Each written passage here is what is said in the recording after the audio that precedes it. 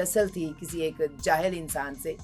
उसने मुझे चैलेंज किया, चाचा जो इंफॉर्मेशन मिनिस्टर है तो आके लड़कियों में बैठ जाना, सारे आर्टिस्टों के साथ उसकी दोस्ती यारी भी होती। उससे पहले जो लोग कर रहे थे ना, तो उन्होंने इतनी उसको आदतें डाली। जब मैं गई थिएटर पे तो मैंने कहा नहीं, लेकिन उसकी सरपरस्ती अपने उस भतीजे पे इतनी थी, काफ़ी हमारी तू तड़ाम भी हुई। एक दफ़ा उसने वो बंदे शंदे लेके आ गया, गन शन लेके आया, बट तो साडा भरा है, मैं देना कोई गल नहीं करनी। उस बंदे ने मेरे हवाले कर दिया। मैं कहा शाकर पिछले पैरी वापस चला जा, औरत नहीं पाई बन के मुकाबला करना। यानी कि जब आपने शुरू किया तो उस वक्त नरगिस साहिबा भी जो सी हैं वो स्टेज पे थी, उनकी बहन दीदार भी स्टेज पे थी, वो सारी थी। और वो क्या आपने उनको डायरेक्ट किया?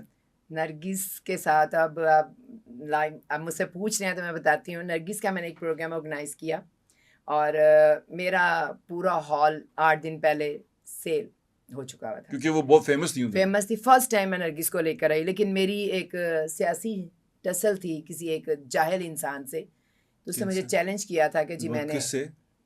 शीदा टली, शेख रशीद साहब से? हाँ, शेख रशीद साहब के साथ आपकी टसल थी? हाँ, उसका एक भतीजा है शाकिर ना। अच्छा। तो वो थिएटर में आना, आके अपना बड़ी जारादारी करना कि जी मेरा चाचा जो इंफॉर्मेशन मिनिस्टर है तो आके लड़कियों में बैठ जाना, सारे आर्टिस्टों के साथ उसकी दोस्ती यारी भी होती। हम लोग खुद अपने घर में जगह देते ना दूसरे को, वरना कोई बाहर वाला एंटर नहीं होता।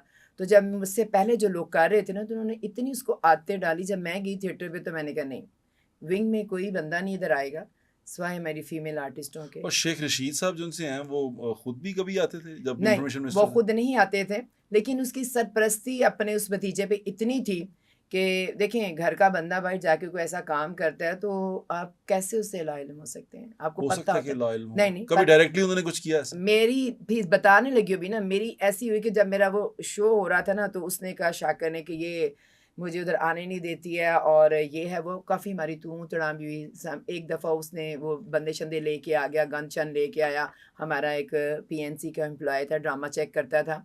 तो उसने कहा कि आप गैर ज़रूरी बंदे, मैंने इसको कहा कि तुमने नहीं अंदर आने देने, क्योंकि वो हॉल जो था पीएनसी के अंडर था। तो ये बंदे लेके आया कि आज मैंने इसको उठा के लेके जाना, इसको मैंने फायर मारना। नहीं, उस बंदे को ना, जो हमारा डायरेक्टर था। अच्छा। तो मुझे किसी ने बताया कि शाकर आ रहा है और वह कह रहा है कि मैंने ना डॉक्टर वकार को आज मैंने फायर मारने में। कहा अच्छा। मैं उधर ग्राउंड में खड़ी होगी, लाकत हल्का हाथा बहुत बड़ा है पार्किंग एरिया। मैं खड़ी होगी, ये आ गया और उसको मैंने कहा तुमने अंदर, वो क्लास ले रहा था ड्रामा की, मैंने उसको कहा कि तुम अंदर से कुंडी लगा के तुमने अंदर बैठना, तुमने बाहर नहीं आना और तुम अपना फ़ोन भी बंद कर दो। सही बात होने का हाँ जी। और मैं उधर खड़ी हुई तो वो आ गया आके, तो मैंने कहता बट तू साडा भरा है, मैं देना कोई गल नहीं करनी। उस बंदे ने मेरे हवाले कर दिया। मैं कहा शाकर पिछले पैरी वापस चला जा, खबरदार तू मेरे इस कल्चर कंपलैक्स के विच फजूल लटरम पटरम नकली गुंडे लैके तू आ गया ना, तो निकल दो बस, तेरे अगे मैं खलोती हूँ, तू जिक्र भी ना करनी कि दोबारा तू दरवाज़ा भी अंदर फलांग के जाएगा। खैर वो कहने लगा नहीं नहीं मेरी तेरी लड़ाई नहीं है, तेन मैं एक बार कहता है इन्हें तू बाहर कर दे, इन्हें मेरे नाल बड़ी बदतमीजी की है। मैंने कहा कुछ भी किया है, उसने एक रूल की बात की है, डिसिप्लिन की बात की है कि आप गैर ज़रूरी बंदों को लेके हॉल में क्यों बैठते हैं। तो मैंने कहा मैं उसके साथ मैं स्टैंड कर रही हूँ, आप निकलो यहाँ से।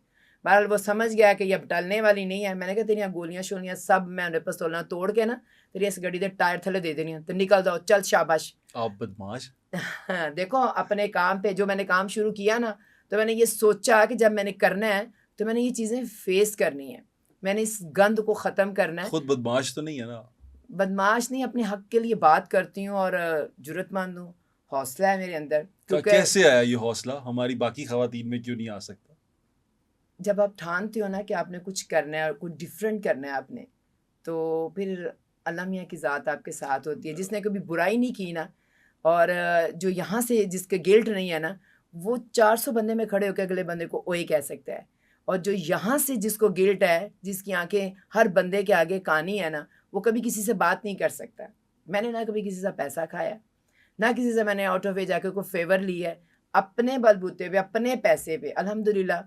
मैं अपने, मेरे घर की जो बैकग्राउंड थी, मेरे पास अपना बहुत पैसा था, तो वो यही वजह थी। मतलब था जब मैंने किया उजाड़ तो स्टार्ट नहीं ना, दिया आपने? नहीं अभी भी है अल्हम्दुलिल्लाह, अल्लाह का शुक्र है। शायद उजाड़ दिया नहीं, आपने। जब मैंने स्टार्ट किया तो मुझे ज़रूरत नहीं पड़ी कि मैं किसी स्पॉन्सर को इसका मतलब आपके हस्बैंड जिनसे हैं वो आपका साथ देते रहे? नहीं, मेरे हस्बैंड अल्लाह के पास हैं। जब मैं इस फील्ड में आई तो उस वक़्त उनकी डेथ हो चुकी थी। मैं अपने पेरेंट्स के साथ रह रही थी। मेरे यहाँ आने की वजह भी ये थी कि मैं अपने आप को किसी जगह पे बिज़ी करना चाहती थी, मैं काम में लगना चाहती थी। और मेरे फादर, मेरी मदर, मुझे इतनी सपोर्ट थी कि फिर मैं अपने वो अकेलेपन को और काम में अपने आप को लगाने के चक्करों में मैं इस काम में आई। तो फिर मैंने ये उस वक़्त डिसाइड किया कि नहीं, औरत नहीं, पाई बन के मुकाबला करना है। नहीं, बड़ा कमाल मुकाबला किया आप जो मुझे जी। बात बता रही हैं, और स्पेशली इस्लामाबाद और पिंडी वाली साइड पे इस तरह के काम, इस तरह के प्रोफेशन में आना और उस तरह प्रोफेशन के अंदर कामयाब रहना बहुत बड़ी बात थी। मैं इस पे मोतरफ हूँ आपका कि आपने ये कमाल कर दिया।